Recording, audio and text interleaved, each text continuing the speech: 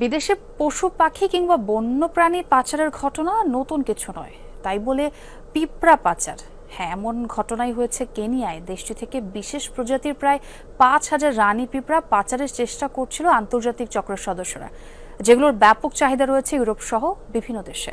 প্রতিটি রানী পিঁপড়ার দাম $130-এরও বেশি। এ ঘটনায় আটক করা হয়েছে চক্রের 4 সদস্যকে।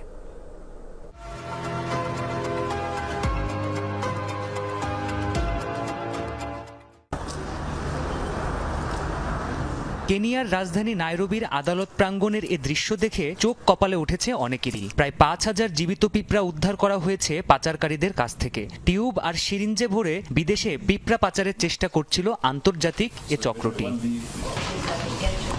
কিন্তু এত কিছু থাকতে পিঁপড়া কেন? কর্তৃপক্ষ বলছে লালচে বাদামি রঙের এই পিঁপড়াগুলো বিশেষ বৈশিষ্ট্য সম্পন্ন। প্রতিটি রানী পিঁপড়া স্থানীয়ভাবে পরিচিত জায়ান্ট হারভেস্টার অ্যান্ট নামে। দৈর্ঘ্যে 24 মিলিমিটার সাইজের এই পিঁপড়ার ক্রেতা মূলত ইউরোপের পোকা মাকড় সংগ্রহকেরা। বন্যপ্রাণী আইন অনুযায়ী কেনিয়ায় এটি বেচা কেনা নিষেধ।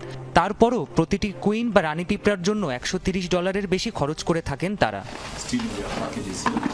রাজধানী নাইরোবিতে চালানটি সহ আটক হয়েছে 4 জন, যাদের মধ্যে 2 জন বেলজিয়ান, 1 জন ভিয়েতনামি ও 1 জন কেনিয়ান নাগরিক। অ্যান্ট গ্যাং নামের আন্তর্জাতিক পাচার চক্রের সদস্য তারা।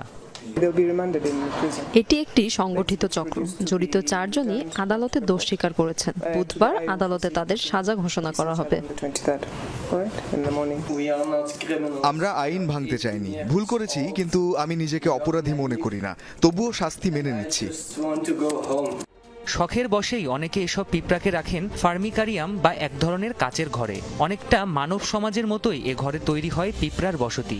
একটি রানী পিঁপড়াকে কেন্দ্র করে গড়ে ওঠে গোটা একটি কলোনি। প্রাণপ্রতিম কুণ্ডু, যমুনা নিউজ।